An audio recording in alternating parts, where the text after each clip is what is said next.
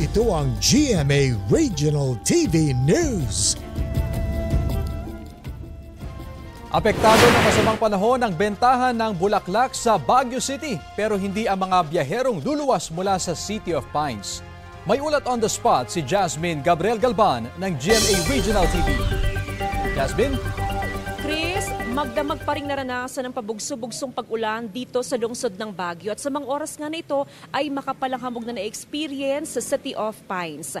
Magdamag na nakabantay ang otoridad sa mga lugar na dahil na rin sa banta ng landslide at rock slide sa iba't ibang panig ng Cordillera Region. As of 9 a.m. monitoring ng Office of the Civil Defense, CAR, passable ang lahat ng major roads sa rehiyon. May mga naitalang rock slide sa bahagi ng Mountain Province pero agad ding nadaanan matapos yung clearing operation. Kasabay nito, pinag-iingat ang mga motoristang aakyat sa Baguio City dahil sa makapal na hamog na epekto ni Bagyong Leon.